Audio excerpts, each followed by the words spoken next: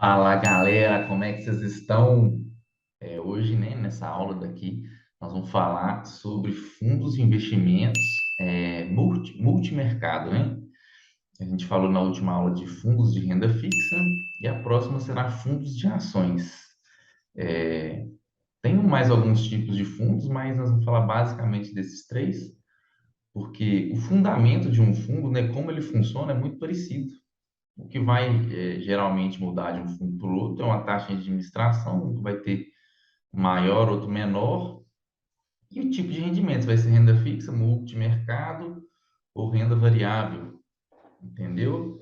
E o fundo multimercado, né, como o próprio nome já diz, ele abrange vários mercados, né? O mercado de renda fixa, o mercado de ações, mercado de criptomoeda.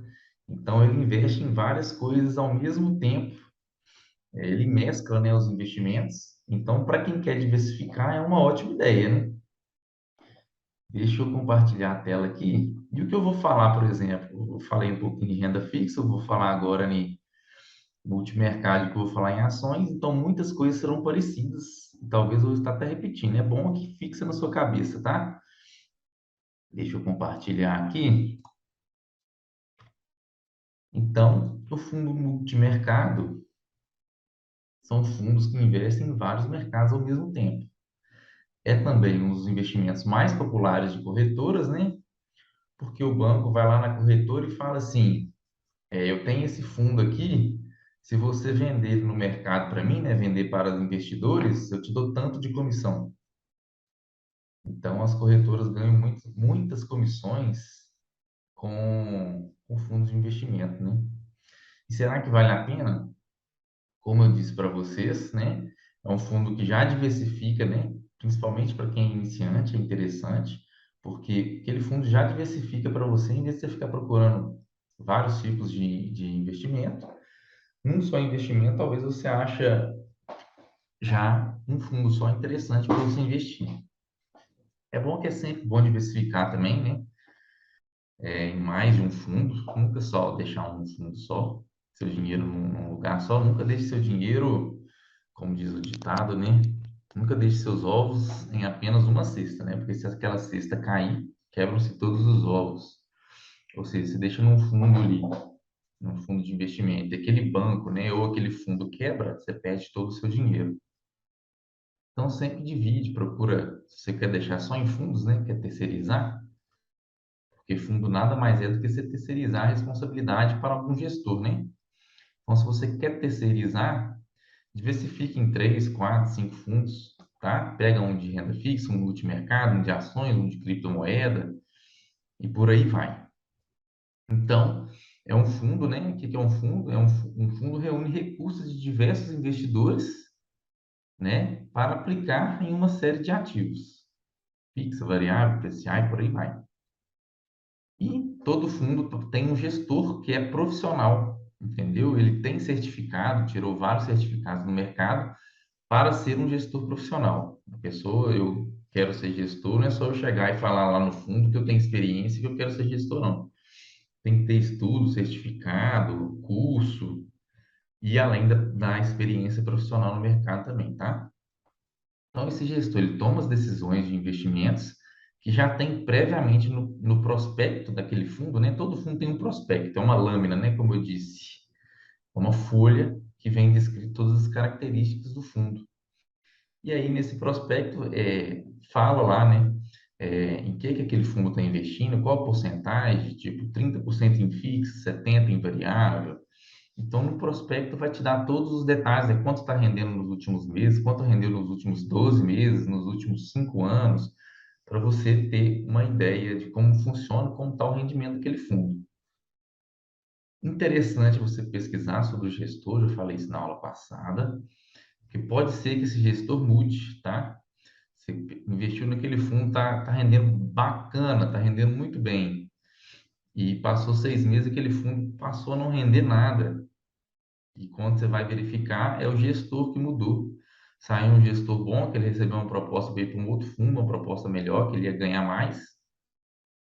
E aí vem um outro gestor que é pior, ou tem ideias diferentes, e não consegue o mesmo rendimento. passado, né, do gestor passado. Então, pode ser que esse gestor mude e o fundo passe a não ter o mesmo desempenho. Como pode ocorrer também de ter o desempenho melhorado, né? Pode ser que o gestor que está agora é ruim e o fundo troca de gestor e o fundo começa a render mais, entendeu? O gestor é bom. Então, tem que ficar de olho.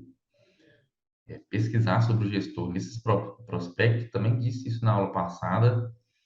Se não for no prospecto, tem algum outro documento do fundo que ele passa o currículo do gestor.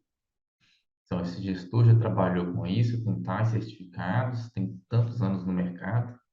Então, é bom, tá? Você pega o CNPJ do fundo, digita lá o CNPJ lá no Google e no Google mesmo vai te dar as informações daquele fundo, tá?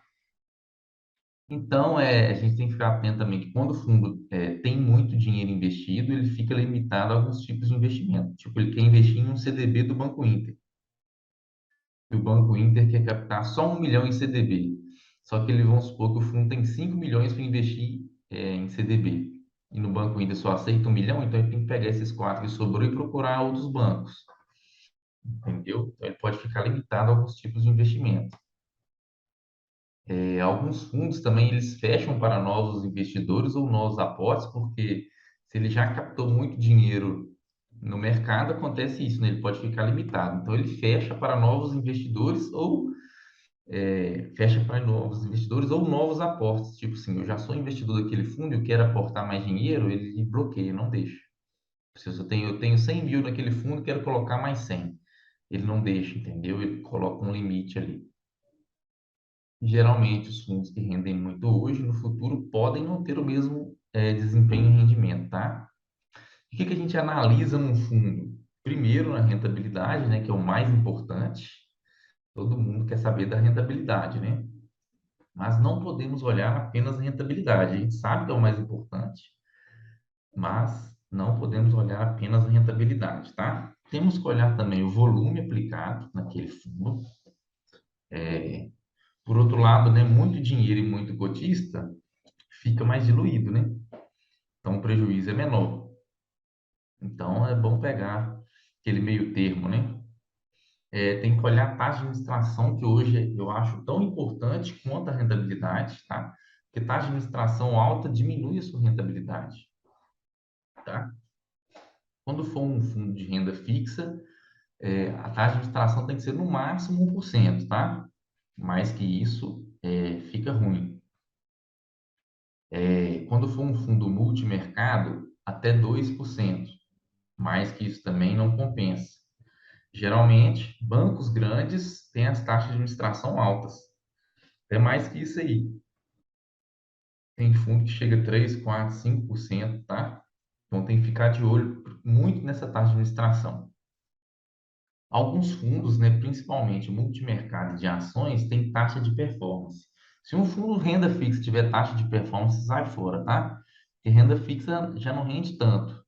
Ele tem essa taxa de performance, então acaba com a sua rentabilidade. Como que funciona a taxa de performance?